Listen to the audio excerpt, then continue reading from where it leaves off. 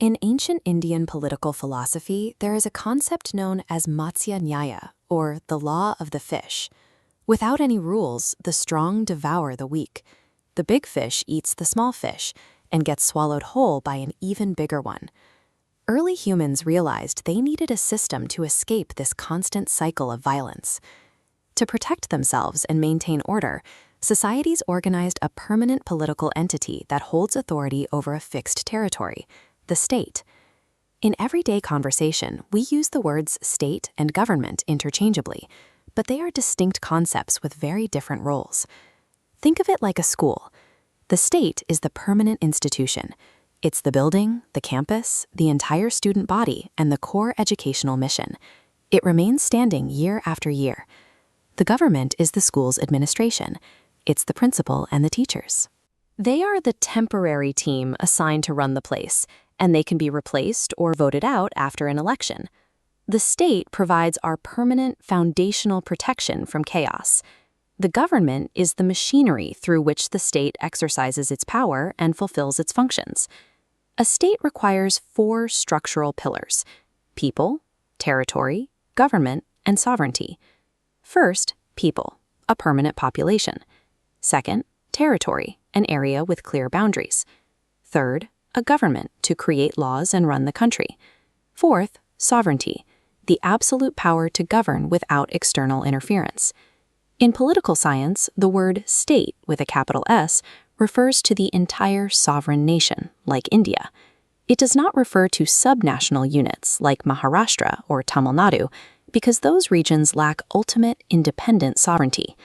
To prevent Matsya Nyaya in daily life, the state relies on the government's executive power. Law enforcement officers act as the visible face of the state, using legitimate power to enforce rules and maintain public order. Without these 4 pillars functioning together, a nation cannot independently protect its citizens from chaos. Once you have a government wielding the power of the state, you face a new problem. How do you ensure that the people in power don't turn into a dictatorship? You give the power to the public. In a democracy, citizens hold the authority to choose their government through free and fair elections. The leaders remain accountable to the people who voted for them. You also build a republic.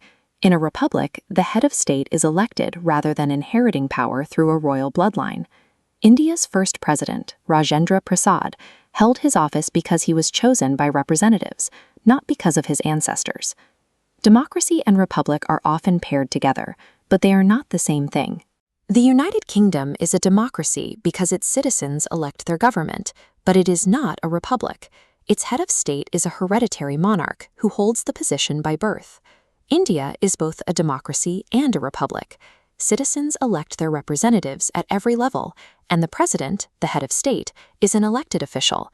Combining these 2 systems ensures that no single person or royal lineage can claim permanent ownership of the state.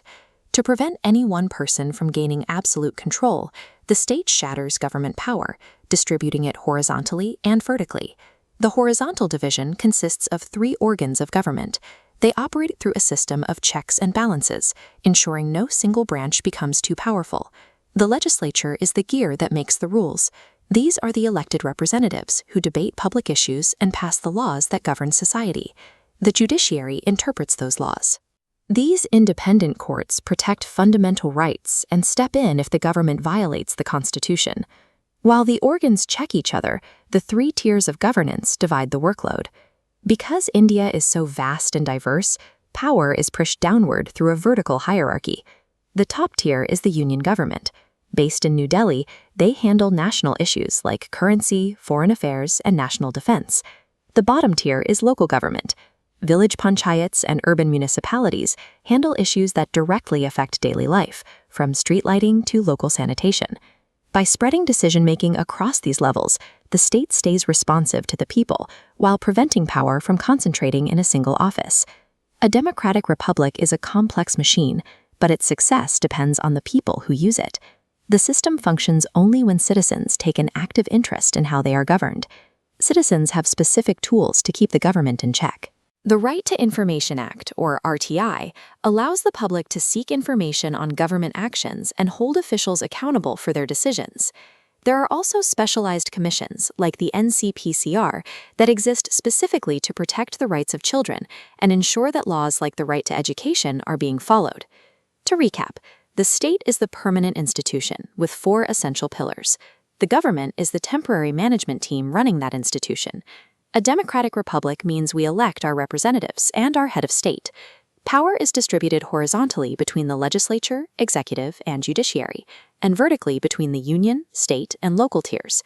You can see this system in action in your own neighborhood. Let us know in the comments which local municipality or village panchayat is responsible for the services in your area. Understanding these concepts gives you the blueprint for how power is managed in your daily life. When you know how the machinery works, you gain the ability to hold it accountable.